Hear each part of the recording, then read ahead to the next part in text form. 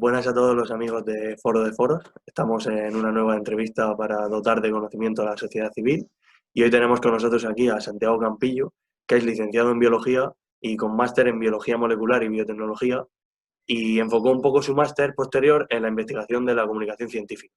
Ha trabajado como director y codirector en varios documentales de comunicación científica y ha escrito en blogs como los de Telefónica, Sataka o el Instituto Tecnológico de Canarias. Su esfuerzo principal está dirigido a sentar las bases en la investigación dentro de la comunicación científica en España. Buenos días, Santiago. Muy buenos días, ¿qué tal? Bueno, hoy vamos a aprovechar un poco para hablar de la aplicación Radar COVID que desarrolló el gobierno con el objetivo de intentar contener el virus y de qué manera se ha comunicado esta a los ciudadanos para ver si realmente ha sido eficaz o no. El Ministerio de Sanidad os llamó el mes pasado a un conjunto de científicos del equipo de Comunicaciencia para explicaros un poco el funcionamiento de la aplicación, pero a la gente le siguen quedando muchas dudas sin resolver. Si tuviéramos que decir brevemente, aunque mucha gente ya lo sabe, ¿cuál es la función principal de la aplicación? Y deberíamos preocuparnos por algunas de las preocupaciones que tiene mucha gente, como si es segura o si nuestros datos se van a filtrar a otras personas. Bueno, el papel de esta aplicación es al fin y al cabo preventivo. Hay una cuestión muy importante que pasa con esta pandemia y es que si no sabemos dónde está el virus, si no tenemos ese conocimiento, es imposible poner medidas. Ahora mismo no tenemos inmunidad de grupo, no tenemos todavía unas vacunas, aunque esperemos que dentro de poco sí. Si no conseguimos una herramienta eficaz para poder evitar esos contagios, y esa herramienta eficaz lo único que nos sirve para conseguir esa información, es imposible que podamos prevenirlo. Por lo tanto, este radar COVID es una aplicación que al fin y al cabo pretende pues, realizar esa función. Sí que es cierto, y me gustaría puntualizar, que no ha llegado a funcionar ningún radar COVID, porque no es el primero que se hace, obviamente. En Europa hay muy poquitos casos de éxito y realmente esa falta de utilidad se ha visto que es precisamente por la poca utilización o por la poca permeabilidad que ha tenido en la sociedad. Al fin y al cabo es una cosa voluntaria, la gente no lo ha utilizado y, por ejemplo, en Alemania, en Francia, en Reino Unido, no recuerdo, creo que no, en los países del norte, no ha llegado a funcionar. El único sitio donde ha funcionado, de hecho, ha sido en algunos países asiáticos donde se ha hecho obligatoria y entonces es cuando sí ha funcionado en ese sentido que estábamos diciendo, que es el preventivo, es decir, tú tienes la aplicación, tú tienes la capacidad de advertir que estás infectado, tienes la capacidad de enterarte de que has estado en contacto y por lo tanto puedes tomar medidas, que como digo es la fase de la inteligencia para poder prevenir la expansión del virus. ¿Hay que preocuparse en una cuestión técnica? Bueno, yo no soy informático, no soy experto, pero sí es cierto que en la reunión que tuvimos nos explicaron desde el gobierno que, en primer lugar, la aplicación no coge ningún tipo de dato personal. A nivel práctico, yo la estoy utilizando y no te pide en ningún momento ningún dato personal. No sé si coger algo del móvil, entiendo que no, ni móvil, ni número de teléfono, quiero decir, ni correo, absolutamente nada. Además, todos los datos están encriptados de punto a punto, por lo tanto, aunque consiguieran captar esos datos un hacker potencial, no podría desencriptarlo, no podría saber lo que es, y si lo consiguiera no obtendría ningún dato, sino que lo único que obtendría sería un número de identificación de tu aplicación y poco más. De batería y otro tipo de funcionalidades que están mal, sinceramente no consume. Yo no he notado la diferencia y os puedo asegurar que estoy con el móvil encima todo el día porque es parte de mi trabajo. No lo he notado, no me da errores, no es inestable, la aplicación funciona bastante bien.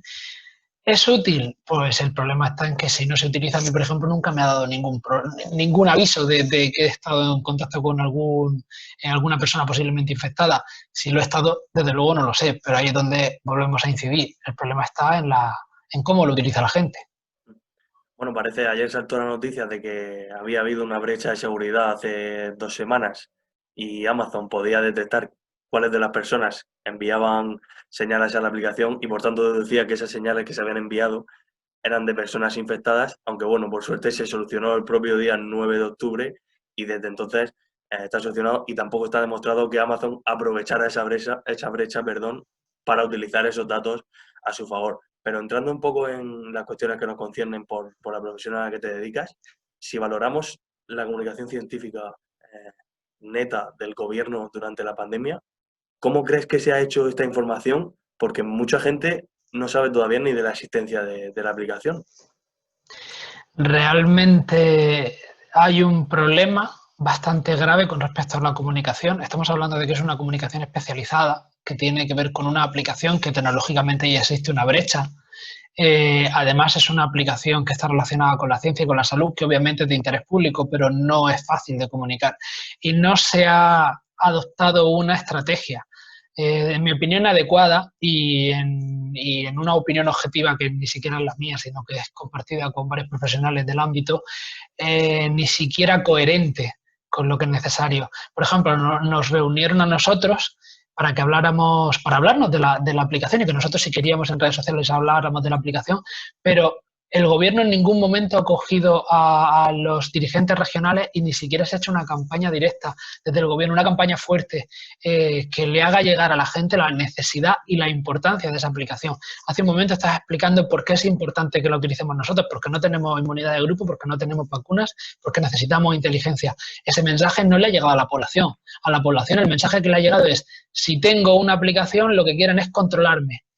Si me pongo esto, me voy a quedar en casa en cuarentena. Si me meten en esta aplicación, van a saber qué es lo que estoy haciendo en todo momento o dónde estoy. La aplicación me va a chupar la batería, la aplicación va a poner mis datos en peligro. Obviamente, ahí hay una campaña de comunicación malísima y una campaña de comunicación científica aún peor, porque, insisto, es que realmente, como bien has comentado tú, la gente no tiene ni idea de por qué es tan importante utilizar este tipo de aplicaciones, independientemente de que se utilicen al final o no funcionen. Pero el approach, la aproximación que se tiene hacia una medida de control y preventiva no está clara y es porque el gobierno efectivamente no ha sabido comunicarlo. Bueno, parece que estamos de acuerdo en que no se ha comunicado bien. ¿Qué ha podido fallar o qué canales se podrían haber utilizado para haber acercado una aplicación como esta tan necesaria para la sociedad a, sobre todo, ya no hablo de los jóvenes, porque también hay gente mayor que no se ha enterado de la aplicación? ¿Qué canales se podrían haber utilizado que no se han explotado? Bueno, aquí está muy claro que hay un canal que, a ver, está muy claro, pero es muy difícil de explicar. Vamos a ver. Hay dos canales básicos que tenemos que utilizar. El primero que no podemos obviar, obviamente, si valga la redundancia, si tenemos una aplicación que está en el móvil, es una nueva tecnología, son las redes sociales. Facebook, Twitter, incluso por Instagram, ahora incluso hasta TikTok, ¿por qué no? Son una serie de canales que precisamente aluden a un target que es mucho más joven, que es el que suele utilizar esta herramienta, y que no han sabido utilizar, no han sabido llegar. En los acercamientos más eficientes que han tenido es precisamente, como te decía, el que nos han reunido unas cuantas personas que para ellos somos influyentes, que no estoy de acuerdo, pero bueno, y que nosotros se lo digamos a la sociedad. Quiero decir, es que es una cosa que es totalmente pueril. Hace falta utilizar ese tipo de herramientas, independientemente de que sean institucionales, el coger a otro tipo de entidades, el hacer una campaña y meterla en redes sociales, que en Twitter, que en Facebook, que en Instagram, que se esté hablando y que se entienda la importancia, que se utilice el multimedia, que se utilicen las infografías, que se utilicen las declaraciones, el vídeo, para que la gente lo pueda entender. Eso en primer lugar, porque esa vía está relacionada directamente con la tecnología de la que estamos hablando. Y segundo, España sigue siendo un país, entre comillas, muy tradicionalista en los medios de comunicación. Por suerte, por desgracia, y esta es otra discusión que se puede tener en otro momento, la población española sigue bebiendo de una serie de medios más tradicionales, como decía, como es prensa, como es televisión, como es radio, y prácticamente no se ha utilizado y tendría que estar en todos los anuncios de todas las televisiones como mínimo una vez. O sea, yo qué sé, 5 anuncios al día diciendo póntela, protégete, tenemos que saber dónde está el virus.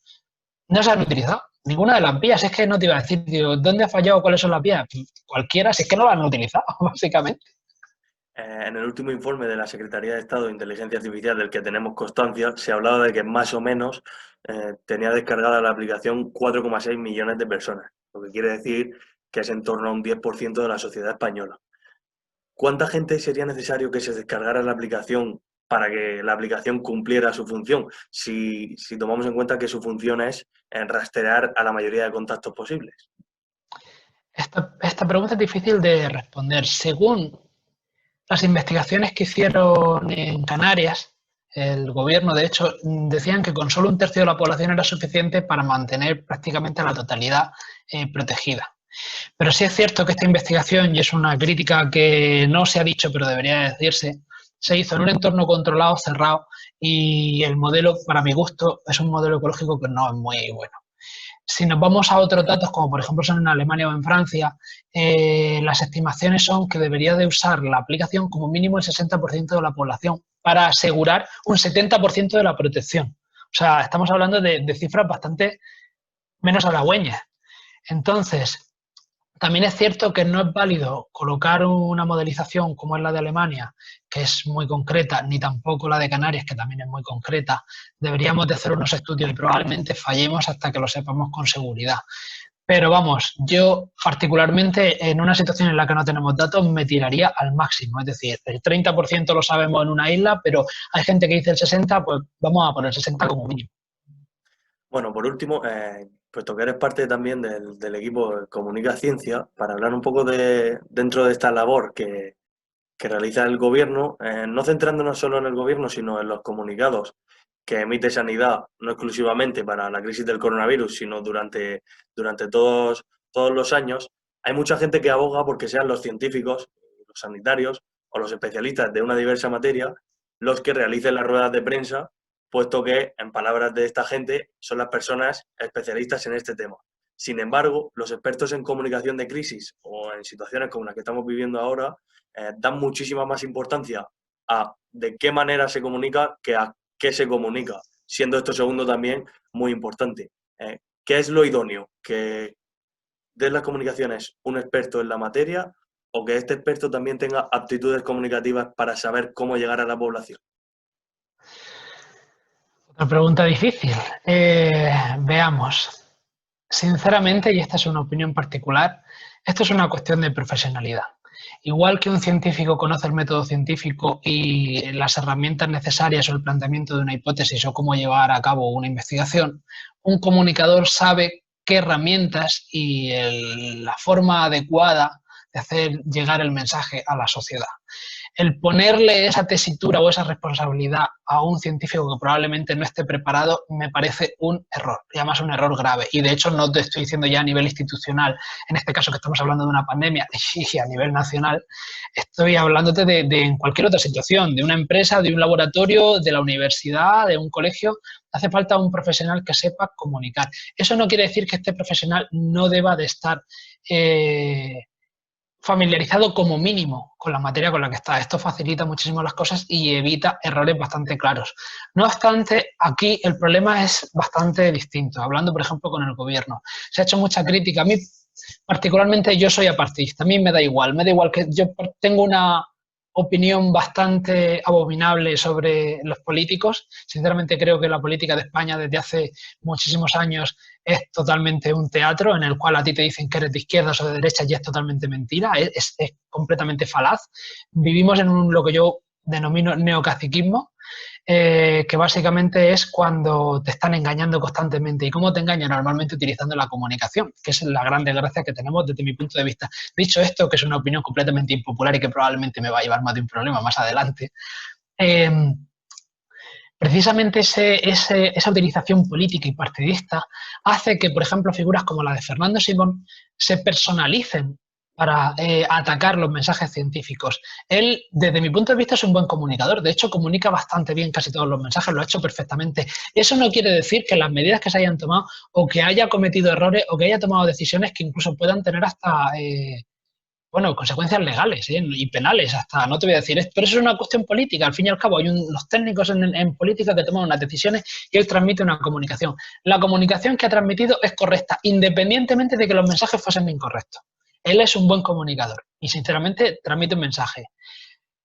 ¿Lo hubiera hecho mejor un médico, por ejemplo, en vez de Fernando Simón? No lo creo, porque le faltan esas herramientas y el mensaje hubiera sido el mismo. Es decir, los mismos errores que ha cometido él, o que supuestamente ha cometido él, porque en realidad no lo ha cometido él, lo ha cometido el gobierno, los hubiera cometido también ese otro médico o esa otra persona. ¿Lo hubiera comunicado el mensaje de la misma manera? Probablemente hubiera sido bastante peor.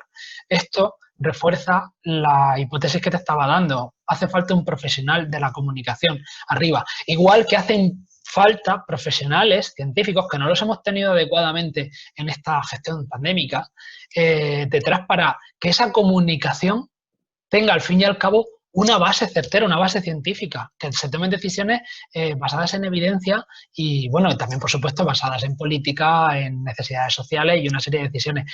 Pero la comunicación, que es lo que tú me estás preguntando, tiene que hacerse desde el punto de vista profesional comunicativo, sin duda. En esta degradación un poco política que hablas, ¿qué papel está ocupando la ciencia? ¿Se está comunicando ciencia? ¿Se está haciendo ciencia? Las cosas claras y el chocolate espeso. La ciencia es una de las grandes víctimas de España. España se ha dedicado no solo a matar, vilipendiar y aprovecharse como sanguijuelas de la ciencia. Generamos, creamos, entrenamos a algunos de los mejores y las mejores científicas que existen en el mundo y las echamos a patadas. Cuando intentamos devolverlas a España porque están cansados de estar fuera, lejos de su familia y sus amigos, les ofrecemos contratos ridículos. Por mucho que los políticos, de hecho hay grandes decepciones políticas y no voy a nombrar a nadie porque no me apetece, pero yo he creído en algunos casos y a lo largo de mi vida he cambiado mucho de opinión con respecto a los partidos políticos, pensando en que algunas personas realmente se interesaban por la ciencia y me he dado cuenta de que la maquinaria política es más grande que la intención de esas personas y al final lo único que tenemos es exactamente lo mismo. Científicos que no pueden vivir en España porque tienen que echar más de 12 horas por 800 euros al mes. Posiciones en la universidad que están completamente anquilosadas y son endogámicas. Un sistema científico que no aprovecha de las patentes que tenemos. Tenemos auténticamente brillantes que las tenemos que echar. Si es que las tenemos que echar porque tienen que hacer su trabajo y no podemos recuperarlas. Estamos perdiendo el dinero todos los españoles y todas las españolas. Estamos perdiendo el dinero con este tipo de cosas. Y luego, cuando pasa algo tan grave como la pandemia, resulta que llegan uno, dos, tres, todos los partidos políticos y empiezan a hacer política y se ríen de nosotros y empiezan campañas para reírse de los científicos, para criminalizarlos, para no hacerles caso, para promover pseudociencias, promover ideas peregrinas. España no se merece la ciencia que tiene. Nunca lo ha hecho. De hecho, ya lo decía, bueno, si es que lo han dicho tantos científicos mucho más importantes que yo, con los que estoy totalmente de acuerdo. A España, al carro de España le falta la rueda de la ciencia y, por desgracia, parece que eso no va a cambiar y probablemente la culpa la tenga la política.